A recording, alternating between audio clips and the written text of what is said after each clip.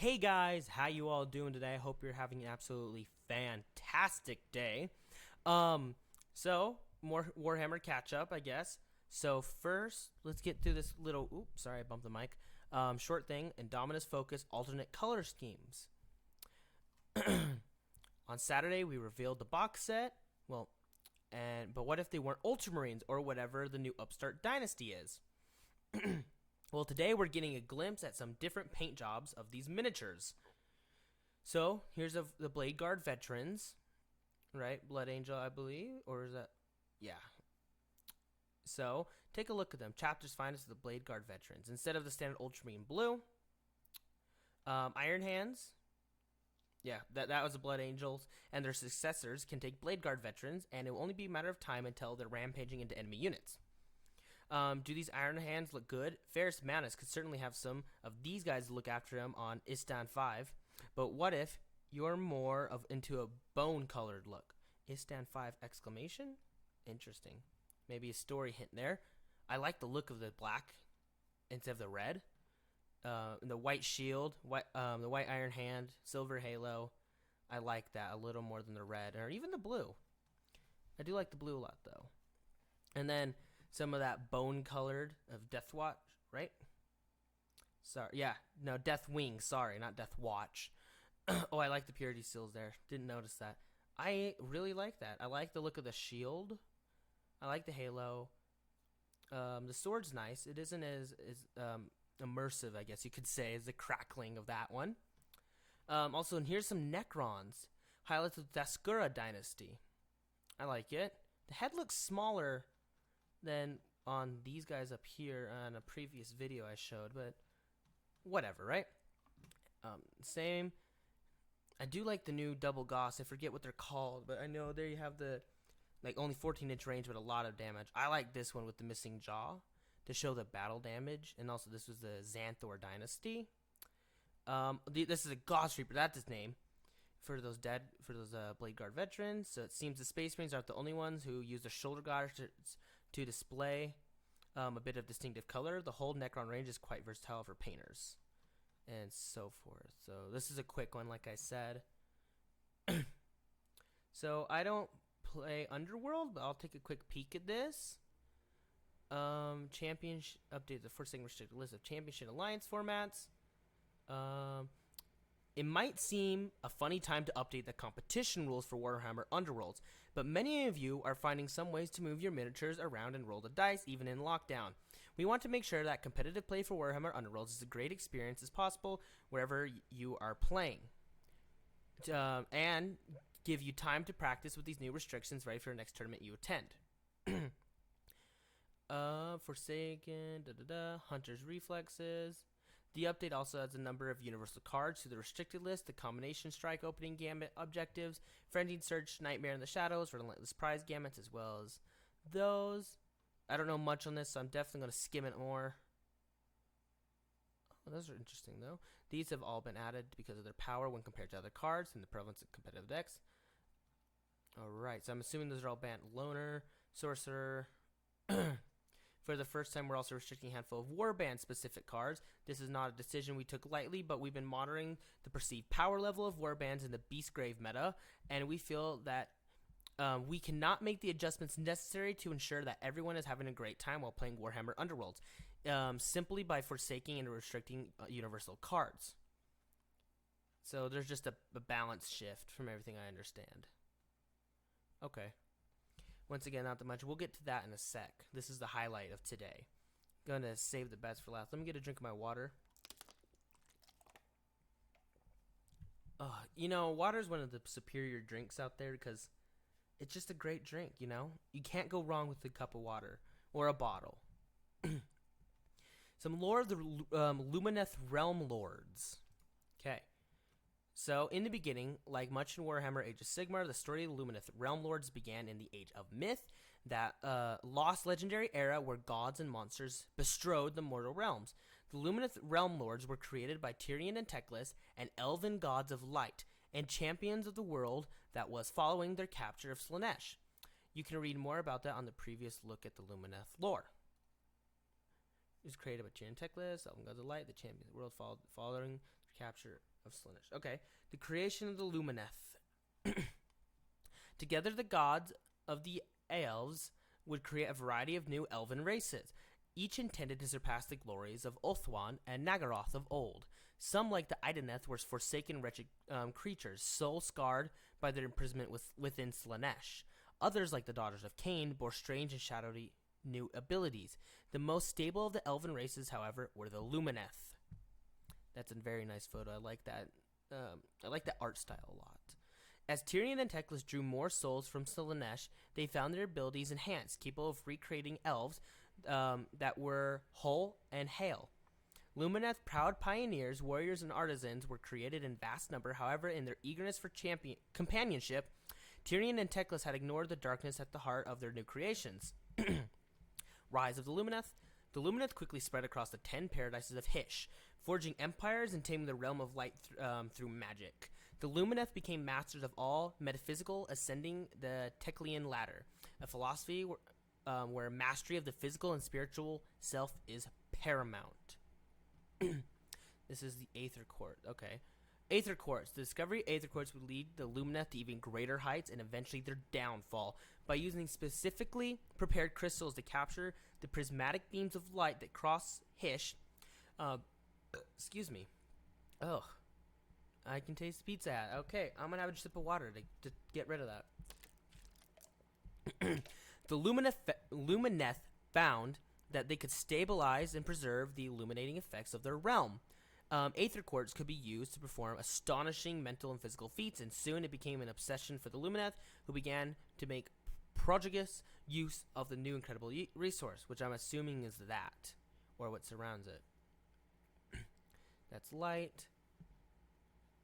Once the Aether Quartz would no longer contain illuminating light, but emotions taken from the user, the spent crystal would be stored in the chasm city of Catharita. Ultimately, the power of the Aether Quartz would prove intoxicating for the elven psyche, accentuating their already impressive pride and drive towards perfection to dangerous levels. The Spirefall. Driven by the power offered by the Aether Quartz, the Luminous soon began to compete with each other, pushing themselves in an attempt to the best of their peers. Taller and taller spires were built, spells of incredible destructive might were wrought, and rivals flared. As Tyrion and Teclis attended to matters away from Hysh, the elves of the 10 paradises sought to denigrate their new rivals, accuse one of other of demonic influence, and, in the matter of a few short weeks, descending into full-blown war. Here's a good example. So they all thought they were better than each other and they fought. Ironically, this outburst of passion, pride, and obsession would allow the demons of Slaanesh ingress into Hysh, and vastly destructive wars of Lumineth, paving the way of the truly apocalyptic age of chaos. When the dust settled, so that this took place right before the age, and then them fighting caused the Slaanesh demons to come into Hysh. When the dust settled, only a few enclaves of Lumineth remained amid the ruins of their shattered empire. The survivors persevered by the military genius of Tyrion. However, Teclis was nowhere to be seen. I don't know what happened with Teclis, but anyways, Rise of the Realm Lords. Ultimately, Teclis would be the salvation of the Lumineth. Allying himself with the ancient spirit known as Selenar, Teclis would return to Hysh with the secrets to bonding with the realm itself. Temples were founded to the Elementary, the elemental spirits of Hysh, based around the tenets of humility and self-sacrifice. Elves gained new elemental abilities such as Alarith, who could turn their skin to stone and emulate the mountains of their realm. Together, step by bloody step, the Lumineth would repel the forces of chaos in the wars of reinvention, emerging from this conflict as the Realm Lords, creatures attuned to their natural world. Oh, that I'll go back to a previous thing just to talk about it real quick. We can keep reading, exploring Hysh at the speed of light. We'll do that. That's old. Okay. Age of Sigmar. What happened next? What do the rest of the Pantheon of Order make a look at all this? You have to get in your own battle tome and find out now. Pre-order. So they're fighting Slaanesh and retaking everything. Age of Sigmar's beginning. Age of Chaos ended. And that thing about turning their skin into stone, I will show you what that is. It's that guy on the right, that bull-looking dude, I'm assuming. That's what it sounded like, at least. Or it's a special spell. let me get a big drink of water. A delicious drink of water. Now, the highlight of today that I'm very interested in. Because I don't know too much about them, but I do know they have like flames. So let's take a look at this. The Sisters of Battle may be among the Imperium's most elite military wings, but how will they adapt in a new edition of Warhammer? Well, we're here to investigate, channeling the wisdom of playtester Andrew Gonio to get the inside scoop. Have your bolt gun, flamer, and melta at the ready, as it's time for the Adept Cerreta's faction focus. So who are they? They are a military arm of the Ecclesiarchy, and they are divided into several holy orders of highly trained, dedicated warriors whose faith is in the God Emperor of mankind, which is also absolute. Definitely changed some words there. And they fight with zealous fury.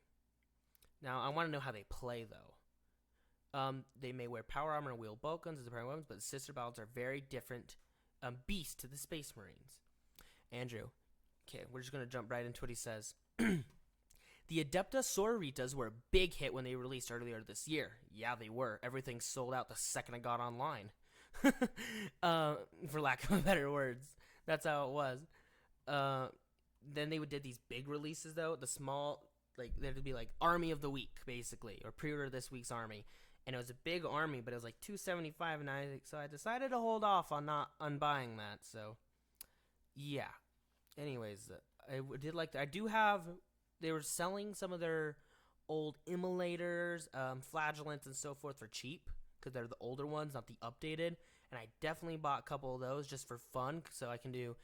I'll be doing battle reports with my friends on the Game Folk podcast. I don't know if we'll be on here, on another channel, or on the Game Folk from Around the World podcast channel. But one of them will have them, and I really want to try out the basically 3 guys I got because I also got some Penitent engines, the original ones. Anyways, we'll see in the new edition for them is an increase in the number of available styles of play.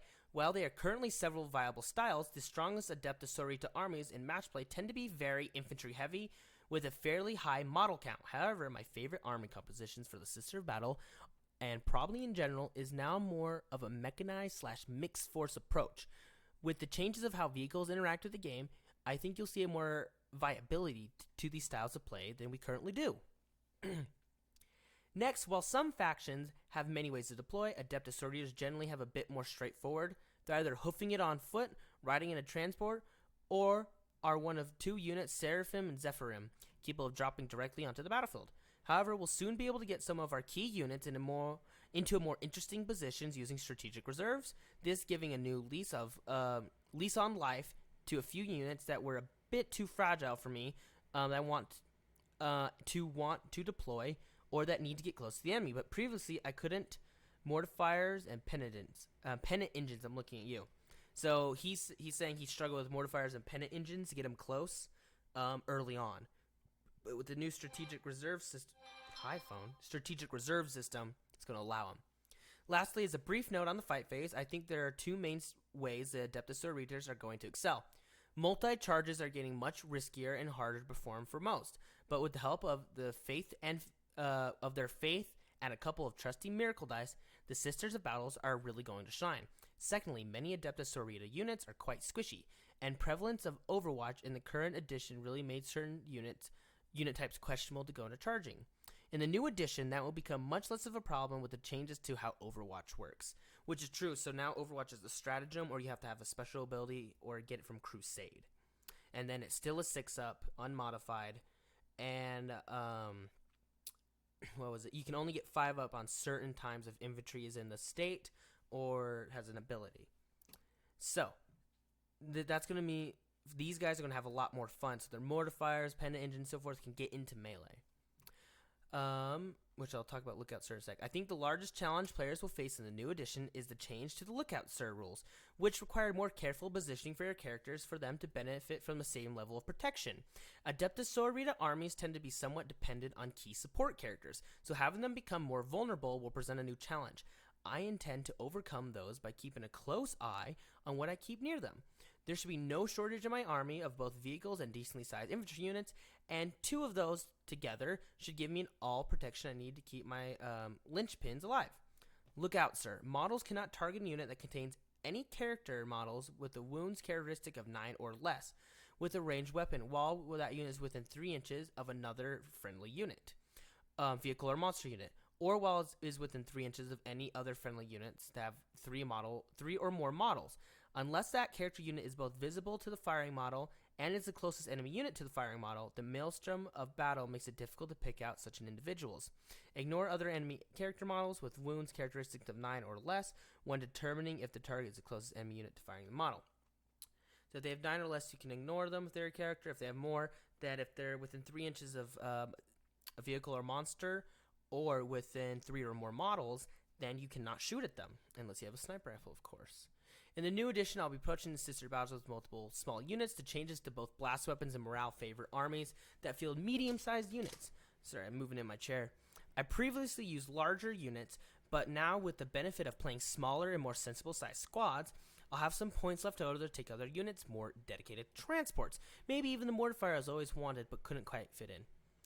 Here's his key units, which makes sense because it really mentions the character and the buffing of them. So I'm interested in this. The first is the Hospitaller. Obviously, she's a healer and so forth. So there's a few Adept Cerreta units I never leave home without. The first being the Hospitaller. Failing morale tests can be devastating in the new edition, which is going to make the Hospitaller's last right stratagem, keeping your important units around for longer. Your last rights is 1 CP, and use this stratagem at the start of the morale phase. Select one Hospitaller model from your army until the end of that phase when a morale test is taken for a friendly Adept Cerreta unit within 6 inches of that model. Do not add the number of models from that unit that have been destroyed that turn. So when you roll your dice, if 3, instead of doing like 6 plus 3 models dead, you just 6, and so forth. So it can save you beyond reason with that.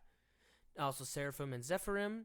Adept Cerretas are spoiled for choices when it comes to units that can drop directly into the fray, but I'll almost always end up taking both Zephyrim and Seraphim for their speed and ability to pop into the backfield at a key moment. Whether you choose one or both units really depends on what you're after. The close-range literal fire support of the Seraphim and the armor-shredding melee punch of the Zephyrim back up their access to the handy embodied prophecy stratagem. So I actually don't know much on these guys, but from what he said, I'm assuming this is Seraphim and the right is Zephyrim, but I could be wrong there. I don't know too much on them.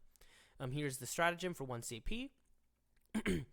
Use the stratagem at the start of the fight phase. Select one of the Zephyrim squad unit from your army until the end of that phase when resolving an attack made with a melee weapon by a model and a friendly Adept Cerreta's unit within 6 inches of that Zephyrim unit. Re-roll a wound roll of 1.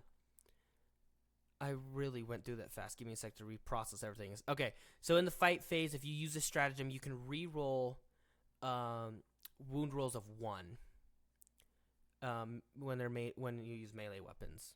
Let me get some water. We'll talk about these penitent engines.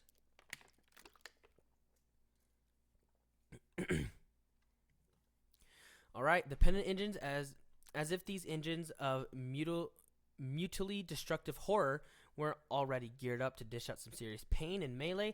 The big guns never tire rule, meaning the penitent engines can use their heavy flamers at point blank range, much like the Blaze of Agony ability allows mortifiers to. Get them stuck in and start cooking your targets, even as you bloodily dismember them with buzz blades and beat them to death with enormous flails. So the big guns never tire rule is going to really help out these flamers. Big guns never tire in the range, so you can, if I'm correct, that's fire. Do I really want to? Okay, one sec. Range when it's with enemy units gained, but such attacks enemy units with. So this is talking about when you're in melee range, so you can use the flamers in melee, because it's not a blast weapon. So in melee, you can use the heavy flamer, and if I'm correct, if I remember correctly, because I am getting a little tired now, and it's starting to hit me hard. But so if I'm correct on that, you can use the flamers on top, or it's one or the other. I don't know. You can use the flamers in melee combat though, or engagement range, as they say, so you don't have to use it from a distance. Is that it? Yeah, I haven't played against Adept Cerretas. Maybe when we do a battle report, I'll have to get a starter army and do a skirmish with them and see how they play. The color thing, if you're interested in that, they're doing a lot of stuff changing. You might want to check that out for yourself on Warhammer community. Lumineth Realm lore stuff's a cool lore, actually. But I'm very interested on tomorrow's faction focus. We had Adept Cerreta. I want some Imperial Guard. I think that'd be really fun, is have the Imperial Guard be there. I'd enjoy that a lot. Is that the same thing? I think it is. Yeah, it is. Okay. Anyways, though, so Adept Cerretas are definitely, they're saying take a more mixed force, especially with strategic reserves. If you play them, keep that in mind. And I hope you enjoyed watching. And I'm going to break down, because all the information came out today, and a gameplay trailer of Star Wars Squadron. Ignore my chair. And since that's coming out, I don't know if I have time tonight because I'm getting tired, but I do plan on making a video of that within the next 1 to 2 days, and it will come out soon, and I will talk about it. So that's what, besides obviously Warhammer and whatever else happens. Anyways, I hope you have a good rest of your day, and please leave a comment below. What do you think of the Lumineth Realm Lords? Do you like their lore? Anyone play Adept Cerretas? Or who do you play? Are you looking forward for a faction focus? Or are you going to go back to a previous video where we have faction focus? Anyways, have a good rest of your day. And leave a like. Maybe hit that subscribe. And thank you for watching. Goodbye.